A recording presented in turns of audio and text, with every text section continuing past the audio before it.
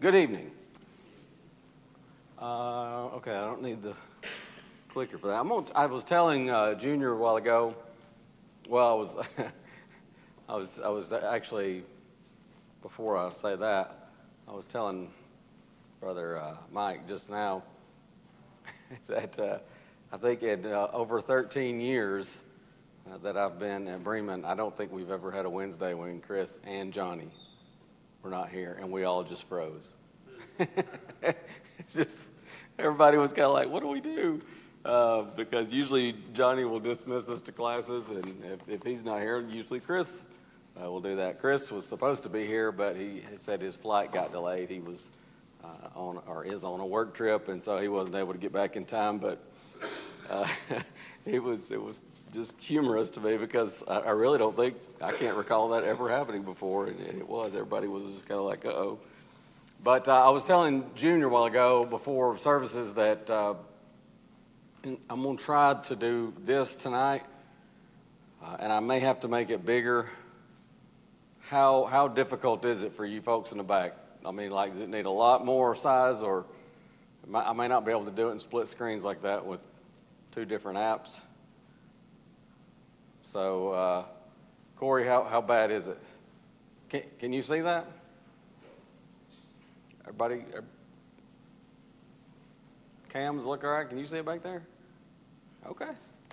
All right, we'll try it and see if that works. I've been putting the slide up that just showing the sections for section 1, which is the section we're in right now, God and self, or self and God, and just looking at some general wisdom as we apply it to ourselves.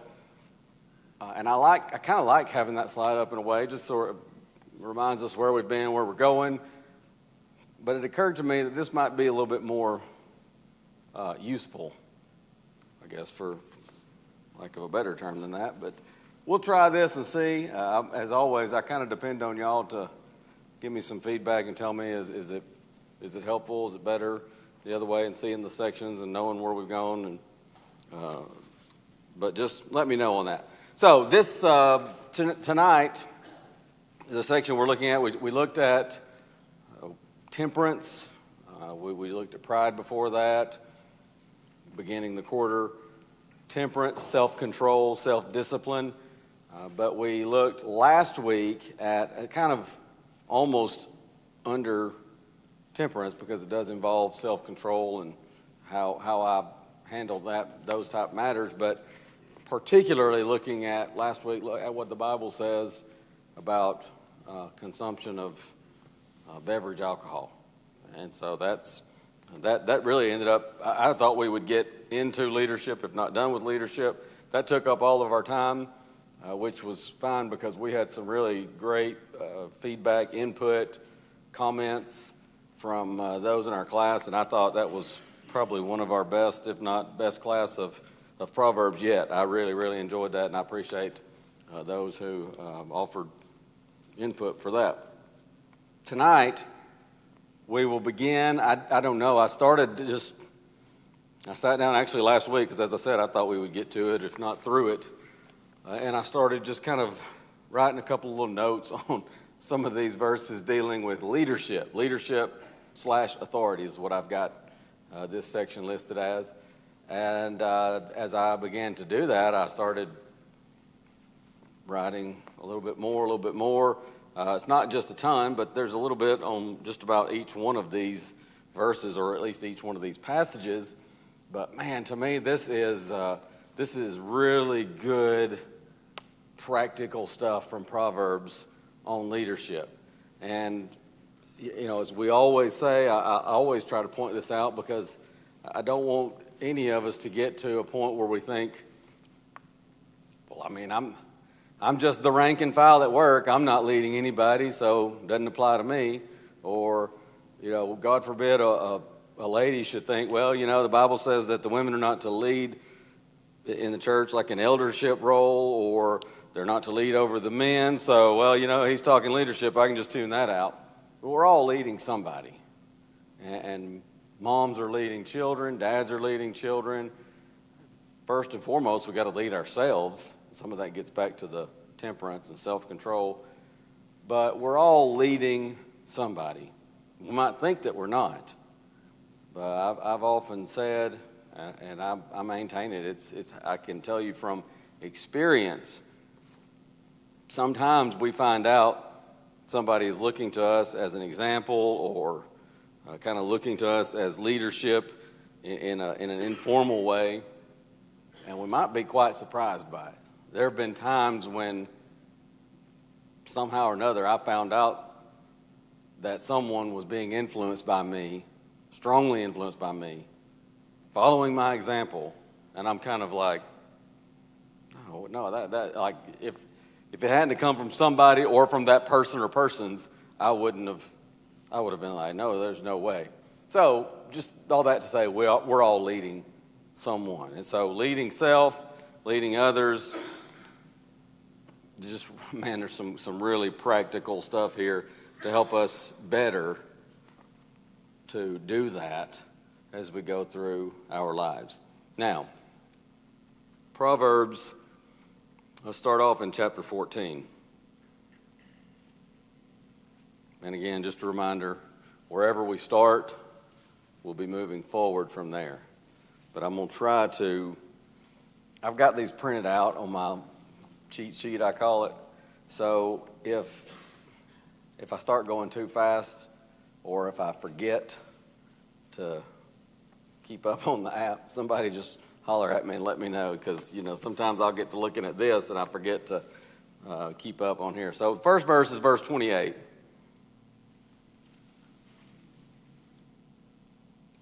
And the multitude of people is the king's honor, but in the want of people is the destruction of the prince.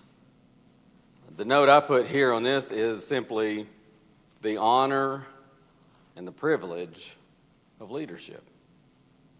Because, as we said, there's a sense in which leadership begins with leading self, but that really gets more to temperance, self-control, self-discipline. But beyond that, one of the things that leadership requires is, well, there's got to be someone to lead. Papa has shared with us before, several times actually, as I recall, at Bible camp, that there's an old, I think he said it's a Chinese proverb that roughly translates to, he who thinks he is leading when no one is following is actually just taking a walk. You let that sink in, and that's pretty powerful. How many people, they might even wear the title, they might think themselves to be leaders of this kind, that kind. In reality, whether figuratively or literally, they're just going for a walk. Nobody's following. And so the privilege, the honor of leadership, it requires people. And in the multitude of people is the king's honor. And so we need to appreciate anytime we're in a position, whether it might be as a parent leading children, I need to be impacted by that they're going to look to me as their dad, or as the case may be, as their mother. If it's in a position of leadership in the church, if it's in a position of leadership even in the secular realm, take that seriously and realize that I have influence through that. And even in a secular situation, I can use that influence to influence people for good or in a negative way. Well, how am I going to use that? It may be that I'm teaching a Bible class. And it's easy, again, it's so easy for us to think, Chad, I'm teaching the 3 and 4 year olds. I'm teaching the 4 and 5 year old class. How much influence is there? You'd be surprised. I can remember some of those teachers from way back to very early years in my childhood. And I remember them because I don't even remember some of the lessons, but I remember the people who took time, and even as just a little boy, they made me feel like I was somebody. And for 40, 45 minutes in that class, buddy, they'd make you feel like I'm here for you, and we're going to study this together, and we're going to learn together, and that's powerful, man. And so just be impacted by that and let it drive how we lead, how we live our lives, because people are looking to us, and leaders, any position of leadership or authority is going to carry influence, and I need to guard that very carefully. Next, verse 34, same chapter. You can see it right there on the screen. What did I just do? Righteousness exalteth a nation, but sin is a reproach to any people. Well, this uses it with the concept of a nation, obviously. Would it be fair to say righteousness exalteth a family, but sin is a reproach to any family? Would it be fair to say righteousness exalteth a congregation, a community, a state, a county? You see where I'm going. So, wherever I am, and I have the opportunity to lead or have some kind of authority, influence, man, I need to have that in my mind, that righteousness is the best way. Remember, that's one of the key themes of Proverbs. Living the best life. Having the best possible life here on this earth. Righteousness exalts. Sin is a reproach. And so if I'm in a position of leadership, if I'm in a position of authority, if I don't take the lead on that, who will? And so I need to make sure I take the lead on that in my country, in my community, especially in my family, in my congregation. Bible class teachers, it may be just in your class, but take the lead. Righteousness, taught and lived, will exalt down to that very classroom study, that classroom unit. Take the lead. Next will be Proverbs 16:10. I didn't mention it at the beginning, but I've said it several times. If you got a question or even just some extra insight, comment, whatever, just speak up, because sometimes I forget to stop and ask if anybody's got anything to add or whatever. All right, Proverbs 16:10. A divine sentence is in the lips of the king. His mouth transgresseth not in judgment. The New King James says, in fact, if you got a New King James, I know several of our folks have a New King James. You've got divination. This is one of those that you have to unpack a little bit, because it's kind of like when I first looked at it, a divine sentence is in the lips of the king. And my first note I added out beside this verse, and I think it certainly applies, it's referring to a righteous king. Obviously, a divine sentence is in the lips of the righteous king. Otherwise, if he's an unrighteous king, he's not going to be divine sentence. But what about this term divination? I believe the ESV, maybe ASV as well. ASV has divine sentence. Oh, it has a divine sentence. Okay. Well, maybe mistaken on that with the ESV, because an oracle is what the ESV has. But so what about that with the idea of divination? Well, here's doing some research on this. Here's what I came up with. I think I don't have it as a quote, but I'm sort of paraphrasing essentially what Adam Clark says. He's got some good thoughts on this.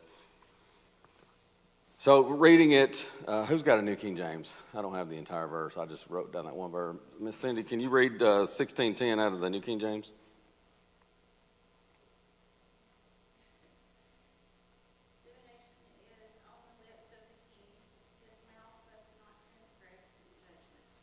Okay, so very similar, but that word divination. But here's, again, kind of paraphrasing what Clark says, and I think it's very, very insightful.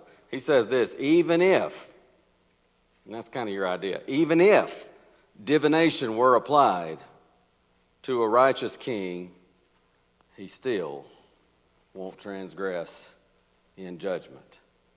In other words, he's that determined that he's going to lead in a righteous, godly, fair, equitable way. You couldn't even use divination to get him to steer from that. Kind of like hyperbole, exaggeration to drive home that point. So that seems to be the idea. The next verse, I had to add this one because sometimes I've as I go through these sections, every once in a while I thought I'd gone over this book with a fine-tooth comb, but every now and then I find one and I go, oops, I left one out. But that was the case here. 16:12, same chapter, just a couple of verses down. It is an abomination to kings to commit wickedness, for the throne is established by righteousness. Well, again, kind of reminds us of 14:34. Righteousness exalteth a nation. So, righteous kings, they're going to live by righteousness. They're going to follow godliness. It's an abomination to them to commit wickedness. That's obviously saying the way it should be. That's the best way to lead. All right, next, let's go to the next chapter, chapter 17. Verse 7. Excellent speech becometh not a fool, much less do lying lips a prince. Well, the idea here is, it's pretty self-explanatory. Excellent speech is not very becoming of a fool. Well, what is becoming of a fool? What kind of speech do you reckon that might be? Not a trick question. Foolish, right? That's what you're going to expect from a fool. Fools don't speak with excellent speech. They're going to speak with foolish speech. But likewise, you shouldn't expect. You think about this, by the way, in terms of modern, and I say modern, it's been this way for a long time, sadly, in terms of the modern political climate and what's expected typically out of politicians. What do we typically think of when we think of a politician?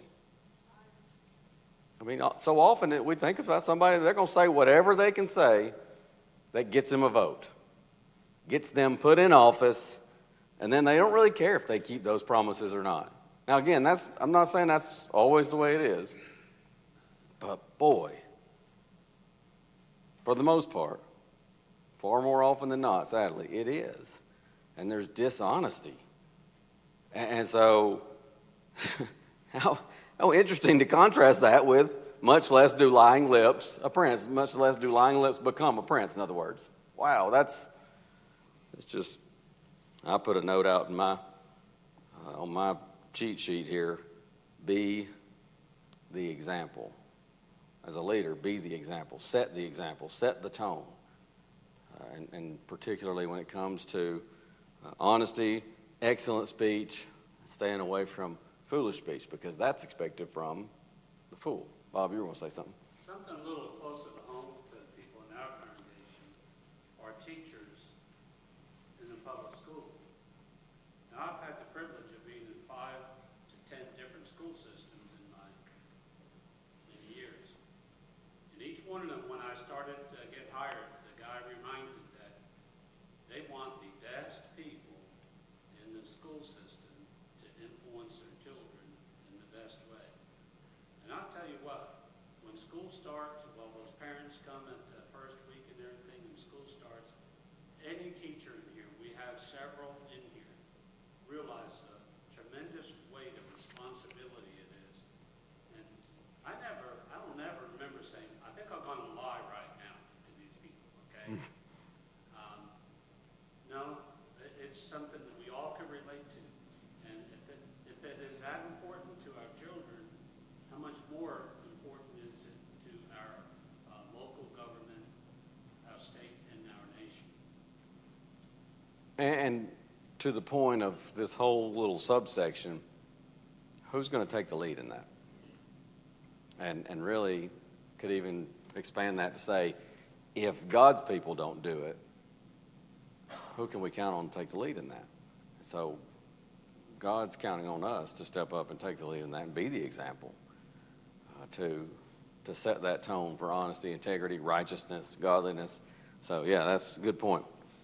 Next verse, chapter 19.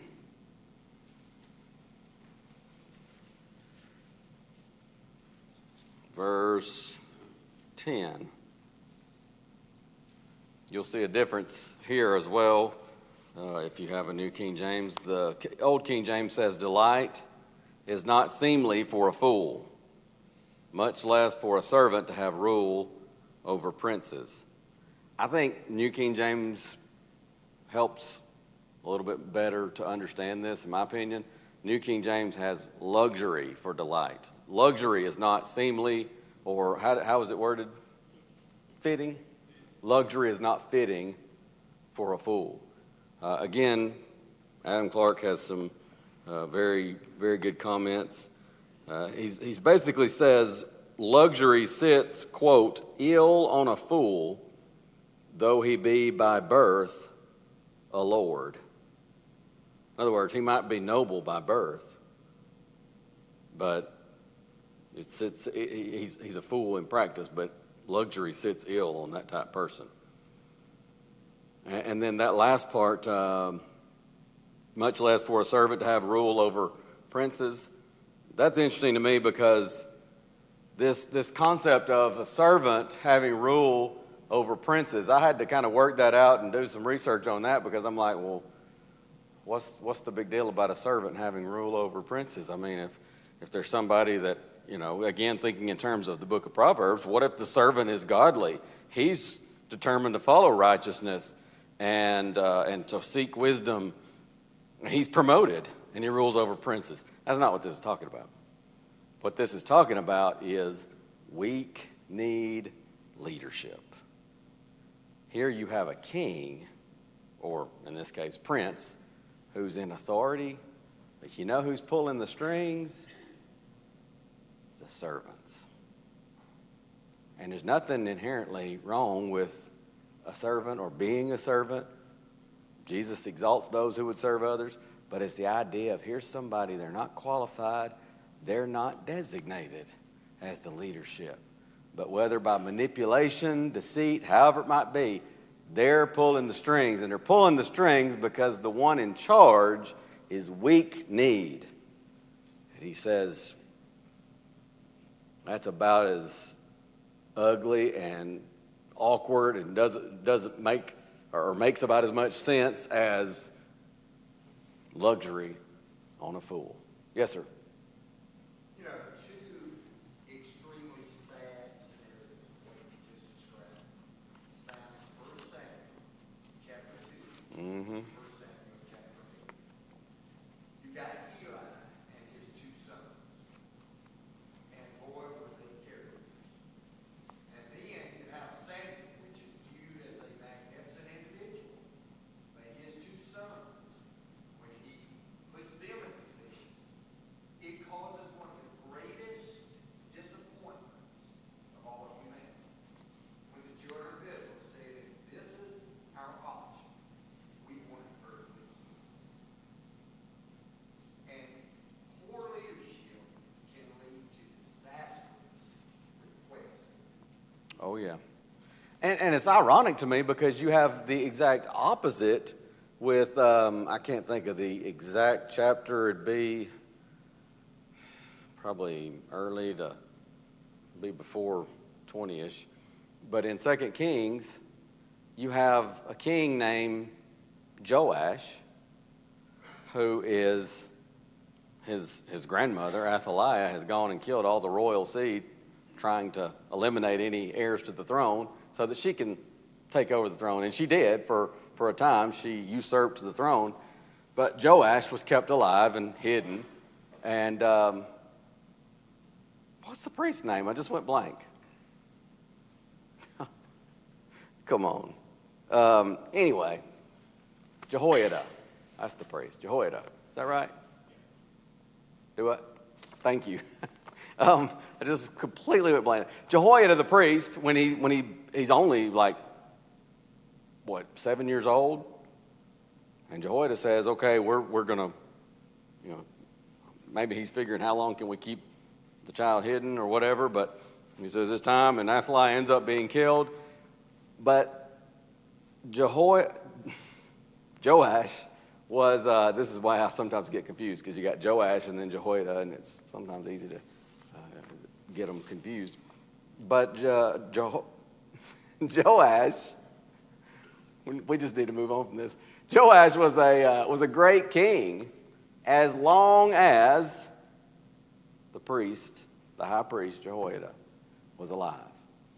Why? Well, because in a sense, not in a negative sense, but in a good way, Jehoiada was pulling the strings. And it wasn't because of weak-kneed leadership there. It's just because here you have a boy, and he needs guidance because he's not a man yet, and he needs training. His dad had been killed, so Jehoiada's trying to do that. And man, as long as Jehoiada is alive, he's a good guy. But when Jehoiada dies, now his peers start to influence him. They start to pull the strings. And they don't have his best interests at heart. They don't have the best interests of the nation at heart. And buddy, it's another lesson for another time, but you talk about a man that how far he fell to the point that he ends up killing or ordering the slaying of Jehoiada's son. Just unthinkable after all that man had done for him. But as an example, really, you see both examples there. And somebody helping, somebody hindering. But yeah, to Tim's point, weak leadership, man, it's hard to overstate how bad that can turn out for a family, a community, a church, a nation. So, all right, what was 19:10? Next one is in chapter 20. 20 verse, and this kind of goes with, in fact, a lot of these you'll see connection, and sometimes even very similarly worded verses. 20 verse 8, a king that sitteth in the throne of judgment scattereth away all evil with his eyes. The idea here, especially that word eyes in particular, it's figurative of one who sees. It's using that term figuratively. One who sees things.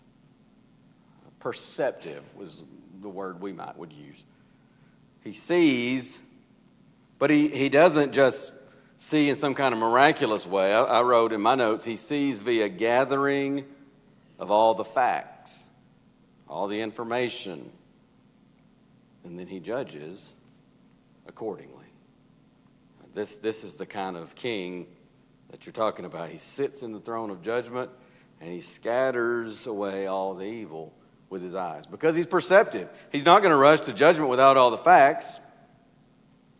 And so people know they might as well not come before him trying to pull the wool over his eyes, trying to pull one over on him, because he's perceptive. He's going to get the facts, and he's going to judge in a good, sensible, fair kind of way. And so in that sense, he scatters the evil with his eyes. Same chapter here, if you go down just a few verses, 26. A wise king scattereth, there's that idea of scattering again, scattereth the wicked and bringeth the wheel over them. Well, there's a sense in which this is, you see punishment, discipline, dealing with transgressors, that idea of bringing the wheel over them, and sometimes that was in a very literal way in ancient times, but I'm going to go over to this other app, and I want to go to Romans. You can read on the screen or go there if you want to. Romans chapter 13, where you've got this command of Paul, this command of God, the Holy Spirit through Paul, to submit to government. And then there's kind of similar idea here, and really several of these verses that we're looking at in Proverbs. But beginning just in verse 1, let every soul be subject to the governing authorities, for there is no authority except from God. I'm reading from the New King James here. And the authorities that exist are appointed by God. They are appointed by God. And that's not to say that God's just directly picking out, but it's saying they are, in fact, the way the Old King James has it, they're ordained of God. They're authorized by God. And so he goes on to say in verse 2, therefore whoever resists the authority resists the ordinance of God. And those who resist will bring judgment on themselves, for rulers are not a terror to good works, but to evil. Do you want to be unafraid of the authority? Do what is good, and you will have praise from the same. For he is God's minister to you for good. But if you do evil, be afraid, for he does not bear the sword in vain, for he is God's minister, an avenger to execute wrath on him who practices evil.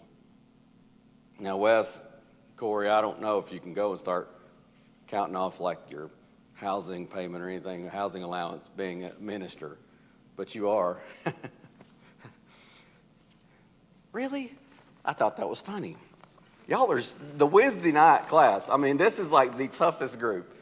I'm glad I'm trying my material out on y'all, so I know I could just trash that one. But we've mentioned this before that, the Bible says government authorities are ministers of God.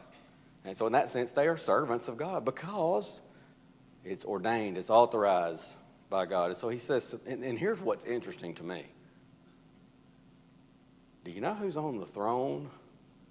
Who's the emperor of Rome when Romans 13 was written? Nero. Like, you would think, okay, maybe this might be somebody like Constantine, who, Constantine had some issues, yes, obviously, but, he was trying to promote Christianity. Well, obviously, that gets you on into the 300s. But you might think it would be somebody who was pretty good, upstanding. No, it was Nero, one of the sickest, most twisted and perverted of the Roman emperors. And all it took was for him to start taking some blame over something like a fire that, there were rumors going around. And I don't know, I had my high school Western Civ teacher, took the position, and he said it like it was true. I've never been able to confirm it, but there were rumors that went around at the very least that Nero was made aware of that fire when it was still not that big of a fire, not that big of an issue. And he just made a kind of a joke about it, like no big deal. And it escalated, and of course just did an incredible amount of damage to the city. And some of those rumors start to swirl.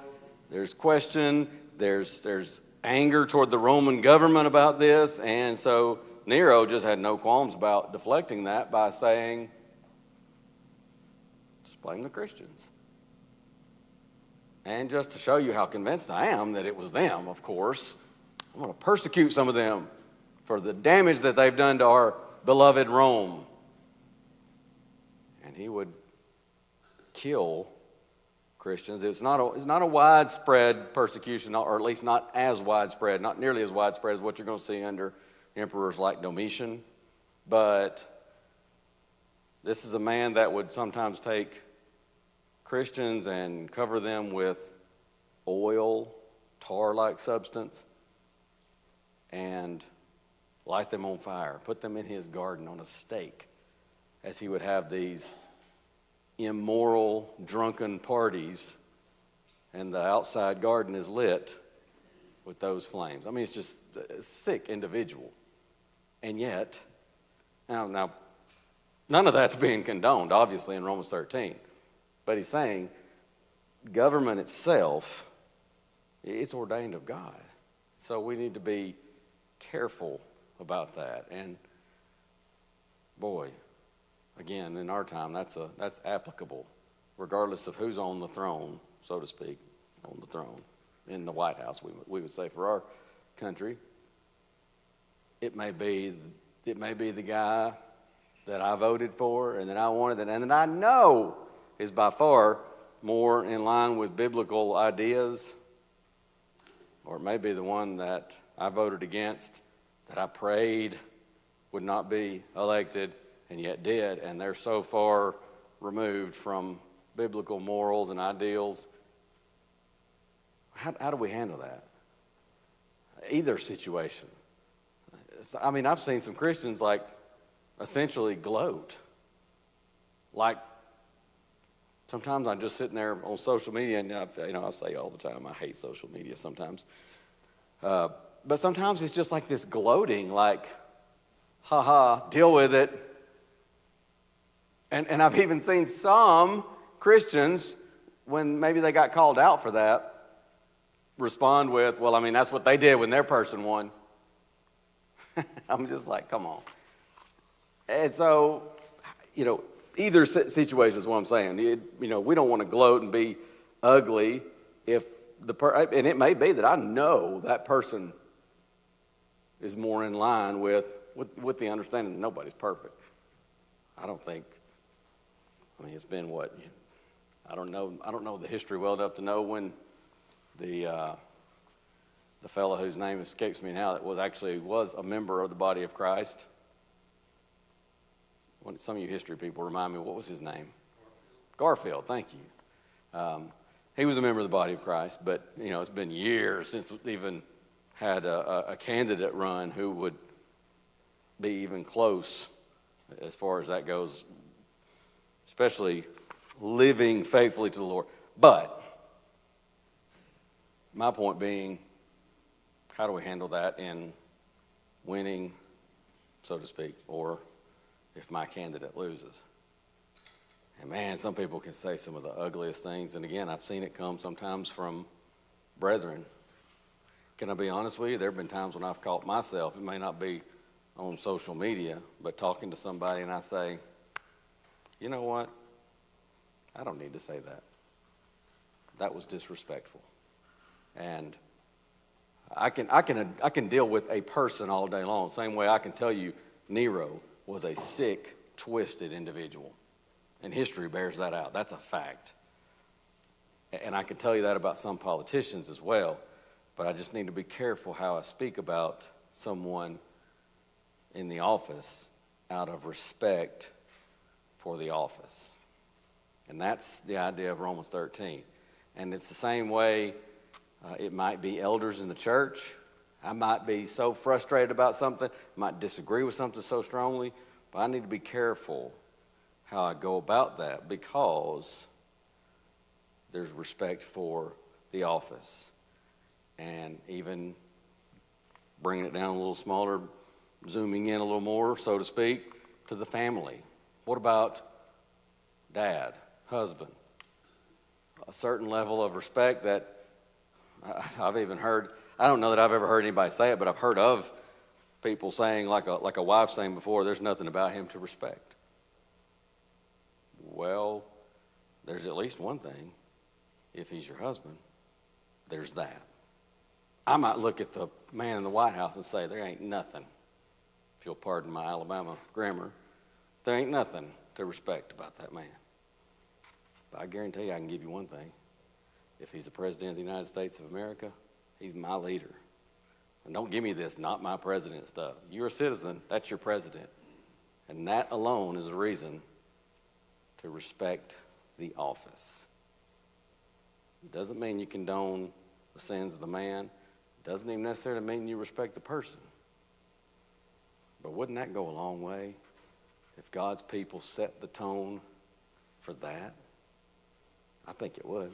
I know it would. So how do we get off on that? Romans 13. Man, there's so much you could say there. Back to Proverbs 20, verse 26. Again, I put a note here by this verse. Wise kings scattereth the wicked, bringeth the will over them. There's, again, in ancient times, sometimes a literal sense in which a king might bring the wheel over them. But the idea here, as I put it in my notes, is he doesn't put up with it. He doesn't put up with nonsense and really more explicitly sin transgression of the law. And I've got a note here to contrast, going over 2 Chronicles, chapter 19. Jehoshaphat, the king of Judah, returned safely to his house in Jerusalem. He's been in an alliance with Ahab, if you can believe it. Jehu, the son of Hanani, the seer, went out to meet him and said to King Jehoshaphat, "Should you help the wicked and love those who hate the Lord? Therefore the wrath of the Lord is upon you. Nevertheless, good things are found in you, and that you have removed the wooden images from the land and have prepared your heart to seek God." Remember, I've mentioned before the article Papa wrote years ago, and I actually found it and ran it in our bulletin a few years back. But the article is called, "Jehoshaphat, What Are You Doing?" And this is one of those occasions. Why are you making an alliance with King Ahab, of all people? What are you doing? Well, the idea there in Proverbs 20:26, a wise king scatters the wicked. He's not putting up with that stuff.